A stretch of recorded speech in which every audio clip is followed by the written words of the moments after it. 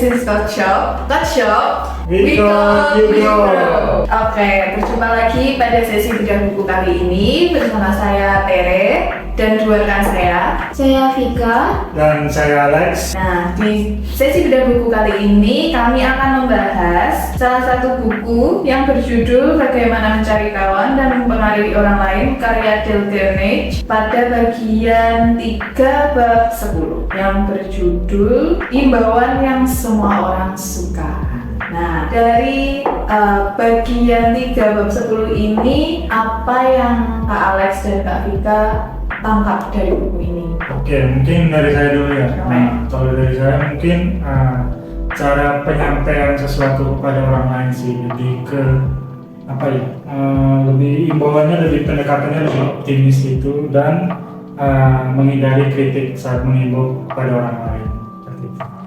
Garis besarnya seperti itu sih dari bagian 30 yang saya dapat. Oke. Kalau dari Kak Vika, mungkin ada yang mau ditambahkan? kurang lebih sama sih, karena kalau kita mau ngimbau orang tuh jangan kayak tiba-tiba datang terus ngomongnya keras gitu loh. Jadi kayak kita ngomong ke orang tuh harus pelan-pelan, karena biasanya kalau kita ngomong keras tuh orangnya tuh malah takut gitu loh. Iya, betul. Ini juga kerap ditemui di kehidupan sehari-hari ya. Iya. Kayak kalau kita ngomong udah bahasanya nggak enak duluan, itu biasanya orang yang mau kita ajak ngomong tuh Udah malas. iya, udah malas dan jadi nggak nyaman. Di sini juga menurut J. Pierpont Morgan itu dia mengamati bahwa dalam salah satu analisisnya itu orang mempunyai 2 alasan. Jadi saat melakukan suatu hal orang itu ada 2 alasan yang dia gunakan. Ada alasannya itu adalah yang satu kedengarannya baik dan satu yang nyata itu tadi. Jadi bagaimana kita menyampaikan sesuatu supaya terdengar baik gitu ya. Oke. Kalau dari contohnya nih Kak Alex dan Kak Vika, apa contoh yang bisa Kak Alex dan Kak Vika bagikan di podcast pada hari ini dari buku ini? Mereka pikir dulu apa? Cerita di bagian 3 bab 10. Oke, kalau dari cerita ini sih ini tentang orang kredit. Jadi itu di sini tuh ada cerita dari sebuah perusahaan mobil tertentu menolak membayar tagihan untuk servis mobil mereka. Tak seorang pun dari keenam pelanggan itu memprotes keseluruhan tagihan, namun masing-masing mengklaim bahwa ada kesalahan tagihan. Dalam setiap kasus, pelanggan telah mendatangani kerja yang sudah diselesaikan, maka perusahaan tahu kalau tagihan itu sudah benar dan mengatakan pada mereka demikian. Ini adalah kesalahan pertama. Contohnya kalau di sini tuh, jadi tuh ada customer, mereka tuh buat kredit gitu loh, udah tanda tangan, terus tuh tiba-tiba kolektor. Nah itu tuh datang ke rumahnya yang kredit itu, tapi tuh secara gimana ya? Kasar gitu loh, datangnya itu tuh nggak baik-baik. Jadi itu kayak ngetok pintu secara brutal, terus kayak teriak-teriak karena tuh salah satunya customer ini yang kredit ini tuh nggak punya uang gitu loh buat bayarnya. Terus tuh kayak dia tuh cuma diem gitu loh, tapi tuh nggak bilang secara langsung. Kalau kita kredit terus misal di hari jatuh tempo itu kita nggak bisa bayar, kan kita ngasih tahu aja kalau kita belum bisa bayar. Tapi itu tuh dia tuh lebih baik cuma diem di rumah nggak keluar gitu loh. Menurutku kalau dari kredit ini ya, kalau kita ada utang terus kita nggak bisa bayar di hari itu, ya lebih baik kita bilang aja nggak bisa, tapi next kita akan membayar 2 kali lipatnya gitu. Oke.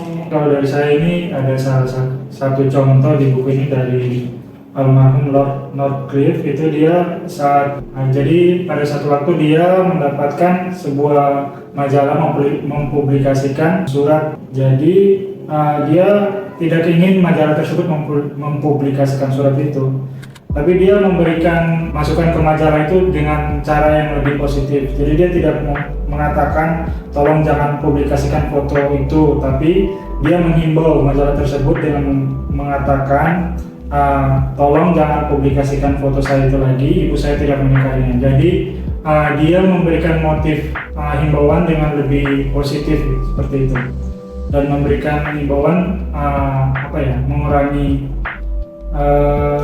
mengurangi kritik yang merugikan kepada majalah tersebut. Seperti itu sih.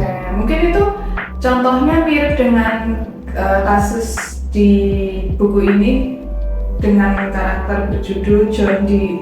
Rockefeller Junior ya. Jadi Mr. Rockefeller ini dia ingin para fotografer di koran itu untuk tidak mengambil foto anak-anaknya secara sepihak dan tidak mempublikasikan foto anak-anaknya, tapi dibanding dia bilang jangan publikasikan foto anak-anak saya tidak mau foto-foto mereka dipublikasikan, dia justru menyampaikan hal tersebut dengan lebih positif dan lebih baik.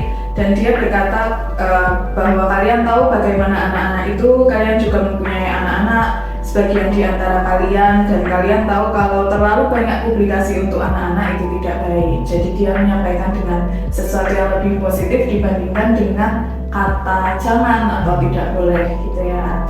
Nah, kalau di kehidupan Kak Alex dan Kak Vika, pernah nggak sih Kak Alex dan Kak Vika melakukan hal ini? Kalau dari saya sendiri di pekerjaan, saat saya kayak mau memberikan kayak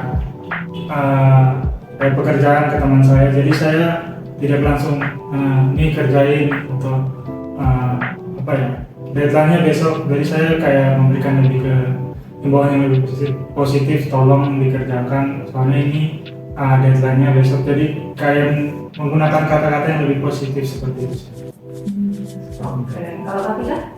Kalau dari aku sih sekarang ngajarin ponakanku, kan banyak ponakan yang kecil-kecil tuh kan biasanya suka sembarangan gitu loh, main game ataupun foto orang, bikin video. Nah biasanya tuh tak ajarin kayak kamu kalau ngambil apa terus kamu udah bikin gadget itu tuh jangan apa-apa kamu foto, terus apa-apa kamu install gitu. Nah tapi itu dengan kata-kata yang lebih halus dan lebih positif lagi, jadi kayak nggak dimarahin terus kayak kamu nggak boleh ini, tapi dikasih tahu kamu boleh main ini tapi jangan berlebihan gitu. Iya. Jadi emang ini kisah dari bab ini emang mungkin sering ya kita temui di kehidupan nyata, dan secara tidak sadar atau secara tidak langsung mungkin kita juga udah pernah menerapkan itu. Saya pun demikian kalau sama teman setim gitu misalnya, dibandingkan bilang Mas kerjain ini dong atau Mas buatin ini dong, saya lebih sering bilang ya Mas bisa nggak dibantu atau Mas boleh minta tolong bantuannya. Jadi dari pihak kita maupun pihak orang yang kita ajak bicara pun dua-duanya jadi nyaman gitu ya, nggak ada salah satu yang merasa tertekan. Demikian juga apa yang Kak Alex dan Kak Vika sampaikan tadi. Nah, berarti dari podcast kali ini bisa disimpulkan bahwa dalam menyampaikan sesuatu itu tentu kita perlu trik dan cara tersendiri agar supaya apa yang kita sampaikan itu bisa diterima dengan baik oleh lawan bicara kita. Salah satunya dengan memberikan ucapan yang positif atau menyampaikan sesuatu secara positif. Seperti itu. Sebelum kita akhiri podcast kali ini, mungkin kita bisa memperkenalkan dulu kali ya. Sebenarnya kita itu siapa dan apa yang kita perjualbelikan di sini gitu kali ya. Kalau dari Cloudshop sendiri itu kayak perusahaan yang bisa membantu bisnis teman-teman sih untuk semakin berkembang maju. Sini kita banyak menjual keperluan kasir seperti printer kasir, terus bisa juga buat teman-teman yang kerja kantoran ada printer barcode, scanner barcode, ada laminated printer, scanner, terus dan supplies, maupun buat teman-teman yang mau custom itu juga ada, dari custom lanyard, preprint, dan label itu juga tersedia. Pokoknya semua kebutuhan teman-teman kita menyediakan gitu. Iya, betul sekali. Jadi kami dari Cloudshop itu menyediakan alat-alat identifikasi data dan berbagai alat keperluan kasir lainnya, dan itu merupakan sebuah investasi gitu ya buat teman-teman, terutama untuk bisnis teman-teman, karena kami memberikan produk terbaik dengan kualitas terbaik dan harga yang terjangkau. Jadi kalau misalnya teman-teman butuh printer kasir atau misalnya printer barcode atau printer ID card, itu nggak usah khawatir karena kami menyediakan produk-produk tersebut dengan harga yang terjangkau dan kualitas yang terbaik, jadi bisa dipakai selama bertahun-tahun. Jadi kayak misalnya kita beli printer barcode buat usaha online shop dan lain sebagainya, dengan harga berapa misalnya 2 juta gitu ya, itu bisa dipakai selama bertahun-tahun. Itu kan merupakan sebuah investasi yang bagus buat bisnis teman-teman. Gitu dari kami. Terima kasih sudah menonton dan mendengarkan podcast ini. Selamat malam dan sampai jumpa kembali. Dadah. Dadah.